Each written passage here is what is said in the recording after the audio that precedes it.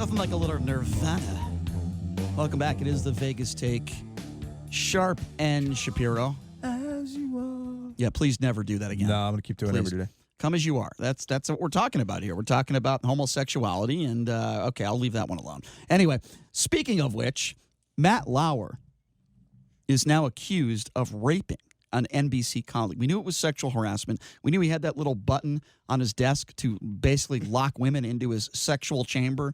But now we have a woman coming out saying that he raped her, and our producer in studio now, Steiner's in studio. Steiner, what do you got going on here with this story? Because I know Matt Lauer is now speaking out.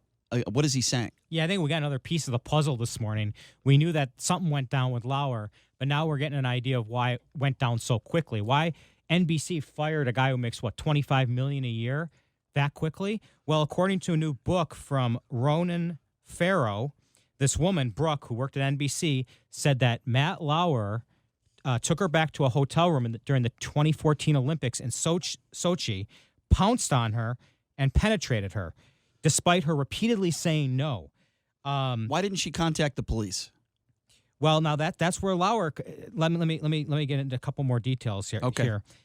Supposedly, Lauer, they had oral sex, they had vaginal sex, and they had anal sex. That sounds like a fun night. Now, Lauer here's the latest. Lauer said he can't be silent anymore. He has to speak out about these allegations. He called them not true. He said the sex was absolutely consensual. He said that they hugged after that particular encounter, that they hugged each other goodbye, and that they carried on an affair for several months afterwards. Now, there would be proof of that, wouldn't there? See, here's the thing that could prove that she's not telling the truth, and I don't know if she is or not. We know that Matt Lauer is a complete scumbag, okay? That is, rest assured, we all know that. I hate the fact that this guy has enough money to last him the rest of his life. With that being said, if they were seen together after this date, after this incident, then I think it hurts her credibility. Well, I mean, what do you think about this, guys? Because I don't know. I'm kind of on the fence on this one. What we do know is that Matt Lauer is a piece of garbage. I mean, we know that. Well, we've talked about it before, why women don't come forward immediately. They're afraid for their job. They're afraid for their reputation, which I understand. And that's a big job. Which I understand. It's not an easy job to get, and you can get with a guy like Lauer's well connected enough that he can blackball. But here's where I have a problem, woman. Gentlemen. Here's where I have a problem with this. I understand that there are women out there that are afraid to come forward for a lot of different reasons, and you're absolutely right. Whether they're afraid of losing their job or embarrassment, I totally get that. In fact, we had one of the women that Bill Cosby sexually assaulted who came in, and she was so credible, such an intelligent woman. But here's where I have a problem. When you release the information for financial gain. Mm-hmm. This woman decided to talk about it in a book. Right. This woman decided to write about it in a book. So don't give me this crap that, I was afraid then for these types of reasons, but you know what? Why don't I just write about this now in a book and make money off of it? I have a problem with that, and I think that hurts her credibility. I don't know if she's making money. It's Ronan Farrow's book detailing this. I have no idea why this. You're right. I don't know. And you don't know if she was paid for her segment or for her story. Or for That's information that I would want to know. I have a problem with that. Has she filed a civil suit? Not that I'm aware of. I don't see anything about a civil suit. But can I just say one more thing that really aggravates me, even more than the allegations and more? I agree. Lauer's a scumbag. We all kind of suspected it, and he's basically been quiet for the last couple of years, and he's out of the public eye, and that's probably where he belongs. But here's what really upsets me about this, Brian and JD. What really upsets me about it is how his coworkers who worked with him for over a decade are reacting. I'm talking about Savannah Guthrie and Hoda Kotb from the Today Show. We had no idea. In fact, this is, Johnny, do we have the cut? This is Savannah Guthrie this morning on the Today Show, just shocked and appalled by the latest allegations. I feel like we owe it to our viewers to pause for a moment.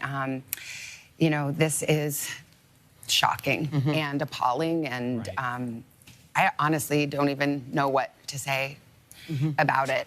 I want to say that I know it wasn't easy for our colleague Brooke to come forward then.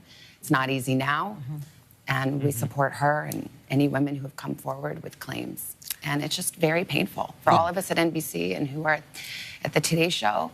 And, it's very, very, very difficult. It's very, very, very difficult. Let me just say I'm shocked. I don't even know what to say. Well, that's what. Then don't say anything, you dummy. You know how many people at that network knew that he was his behavior was disgusting? And I think she's lying. I think she's a complete liar. find me anybody there that didn't know that he wasn't a weirdo, that something wasn't going on. At a minimum, Yeah. I was just talking to John Schaefer, our program director, about this. You know, all of the conversations that they had at the workplace, over drinks at each other's homes, out at the bars, wherever they did socially. You're telling me Lauer didn't talk about the extramarital affairs.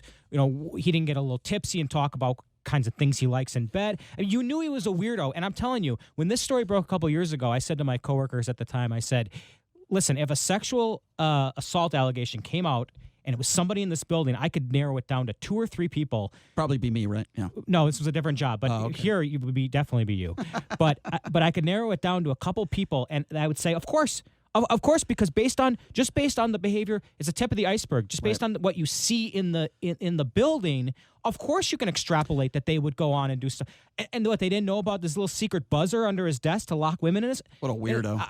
I'm not buying Savannah's tearful comments. I'm just not buying it. And you know what? Politics doesn't really interject itself in this specific story, but it certainly did with Bill O'Reilly. And I'll give you a perfect example. You know, there's somebody in this town that used to do a show. I don't even know if he's doing a show now, but I won't even mention his name. But this guy would go on the air all the time and bash Rachel Maddow, right? He would call her disgusting, you know, making fun of her physical appearance. Okay, Rachel Maddow, last time I checked, never broke the law. You can disagree with her politics. I don't even like her show. I never watch it. I think she's boring. But I would never call her disgusting because I don't think she is. Why? Because she's a lesbian. Maybe you don't think she's attractive. I mean, so this guy would go on the air all the time, and I'd get into off-the-air debates with him. I would say to him, why don't you call Bill O'Reilly disgusting? You know, one of Bill O'Reilly's own daughters wrote in a police report that he threw the mother of his child down a flight of stairs. Bill O'Reilly, how many millions of dollars of settlements for sexual harassment were paid out? I never heard you call Bill O'Reilly disgusting, and this is the problem I have with hosts on the left and the right, particularly in this case, a host on the right. You're going to call somebody disgusting and you go after somebody's character because you disagree with their politics or don't like their show. But then when it comes to a bastard like Bill O'Reilly, yes, Bill O'Reilly's a bastard, okay? He's a guy who really, a total sexual misconduct. I mean, what else do you want to call it? And one of his own daughters wrote in a police report that he assaulted the mother of his child. What would you call that kind of person? Guess what?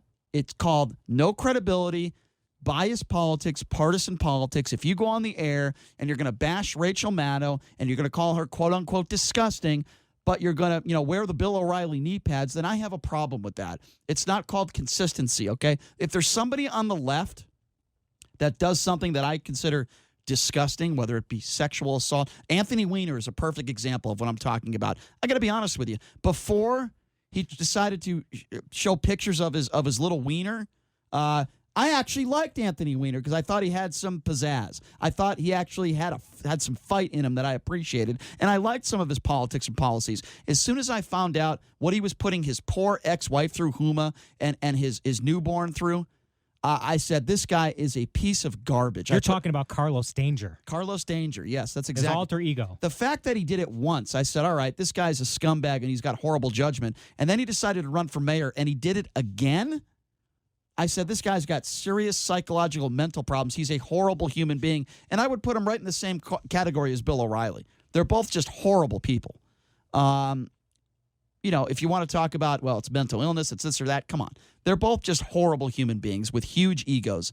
I'm glad that Anthony Weiner is out of politics for good. And they're enabled because they're on a pedestal, and people are afraid to combat them or go against them. And in some cases, and this happens a lot, but people don't talk about it, but women, they leverage them to increase their career. And it happens all the time. But I bring up Anthony Weiner because obviously he was a guy on the left, and I'm not on the left, but I did admire him for a lot of different reasons because I agreed with a lot of his policies. I was the first person to come out and call him just an absolute scumbag, complete scumbag. And I say the same thing about Bill O'Reilly. I wouldn't say that about Rachel Maddow. I wouldn't say that about, there's some people on Fox News that I don't like very much. Tucker Carlson is one of them.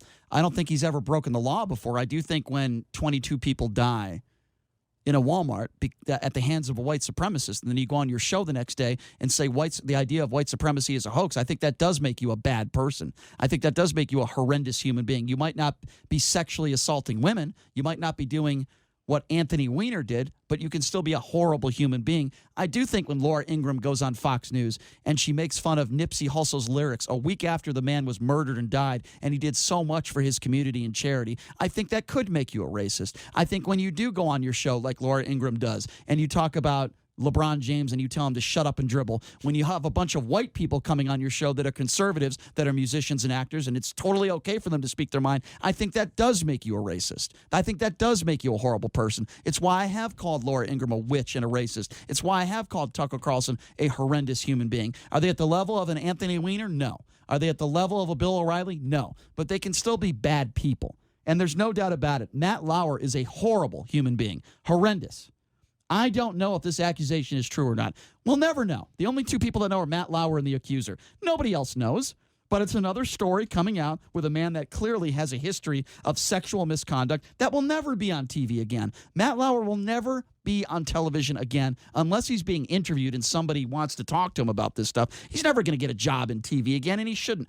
It makes me angry that this guy has all this money, because I wish all these accusers would take every red cent that he has. I know he's been through a divorce, and I know he has kids. What he should be focusing on now is his family and his kids, and I hope he is doing that. Okay, switching topics here real quickly. I want to give a great prize away. Let's give away some beer. I know Brett Kavanaugh, if he's listening, he'll call in for this one. It's the Silver State Brew Fest.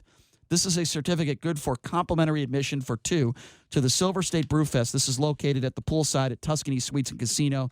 This is this Saturday, October 12th from 5 p.m. to 9 p.m. The good news about these tickets is it also includes an all-you-can-drink craft beer.